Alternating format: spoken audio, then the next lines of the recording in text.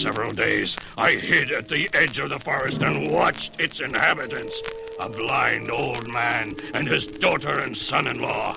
I watched, observed, and learned. The three people became my friends, though of course they did not know of my presence. Oh, how I yearned to go to them, to tell them I was their friend. But it was impossible. I remained hidden, watching and listening, gradually beginning to learn the basics of their language. The winter passed slowly, but my learning process continued. Under cover of darkness, I did chores for them. I don't understand, Father. Who would do this for us, and why? Such good fortune is not for us to question, my son. Finally, as the snows began to melt, I watched the couple bid the old man farewell. We will return within a week, Father. Will you be all right here, alone? But of course, my dear. Have a good trip, and do not worry about me.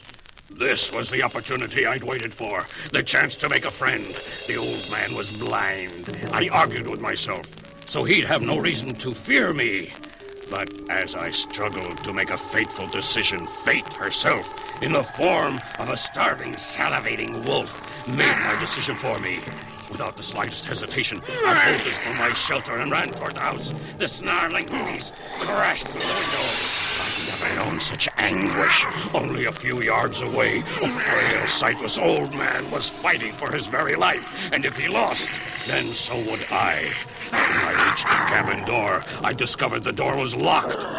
Summoning all the strength that remained within me, I prepared for one final assault. The door gave way. I rushed toward the bloodthirsty creature and pulled it from my friend, snapping its wretched neck in the same swift motion. I turned to the moaning, bleeding old man and prayed that his life would be spared. For 3 days I sat vigil with him, treating his wounds and begging him to live. Then, miraculously, on the 4th day, he spoke. Who are you? I have sensed your presence, noticed your kindness to me. But up to now, I've been too weak to say thank you. My eyes filled with tears of gladness as the old man talked. At last I had made a friend, at least until the others returned.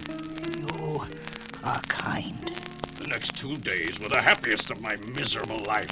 We talked, we became close, but I knew it was too good to last. Tomorrow my family will arrive, and I can hardly wait for them to meet you, my friend. I froze at the very thought of their return. Early the next morning, they came. By the saints! What sort of thing is that? In the cottage with your father? Stay here, my love, and pray that I am not too late to save him. Get away from him! He's just a blind old man! No, wait! You do not understand. I am... There was no reasoning with him. His eyes were glazed with disgust and hatred as he advanced on me with the axe. I wanted to scream out, to explain to them, but there was no time. Kill it! In God's name, someone help us! Kill it! I fled, her words ringing in my ears as I ran into the forest. Kill it! Kill it! Not him, but it. Once more I was alone, totally alone, and in that brief instant, I learned the meaning of the word hate. Yes, hate, Victor Frankenstein. And in that moment of my greatest despair, it was upon you that I swore vengeance. You, who are the cause of all my pain and grief, of all my loneliness. At last, I've found you, Frankenstein. And now, you die. Go ahead. Kill me. I deserve no better fate. You want to die? Then I will make you live. Live and suffer as I have. Slowly, almost gently, the monster let his creator slide to the stone floor. Then, as Frankenstein wept uncontrollably, the monster once again spoke. Farewell, Dr. Frankenstein. When you are feeling sorry for yourself, for the grief you have known and will know, remember what I have suffered has been 1,000 times greater.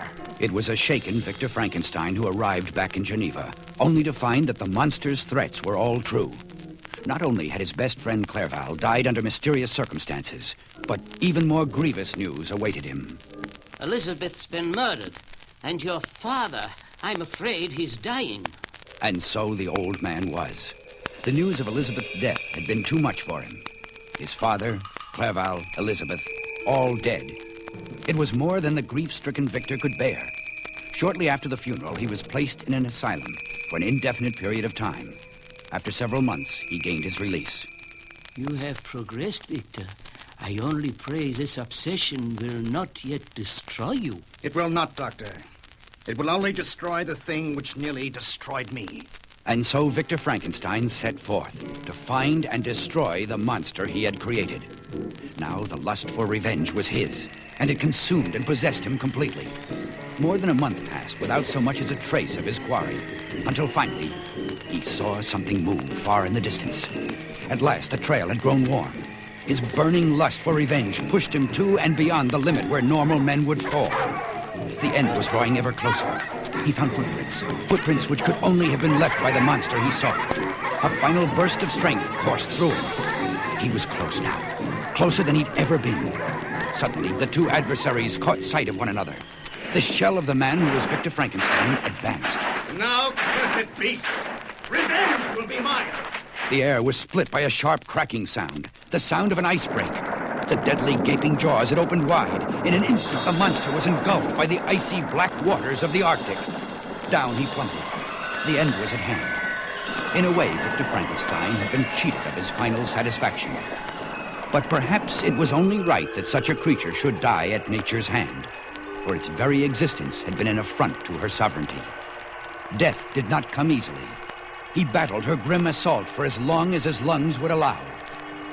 But in the end, he sucked the freezing, salty waters inward, and peace at last was his.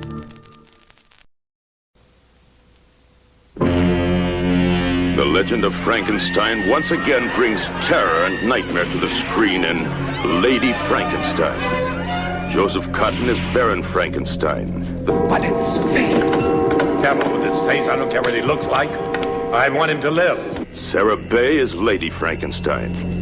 That is what they called your father's life's work, a monster, and they're right. They are not right. She's beautiful, she's evil, and she'll do anything for love. Would you like to have my body bend to you? Would you like to make love to me? She creates a new, more terrifying monster, and only the monster she creates can satisfy her strange desires. Using her beauty and her scalpel, she cuts deeply into men's hearts. Yes, you're right. Kill him. There has never been a movie like Lady Frankenstein.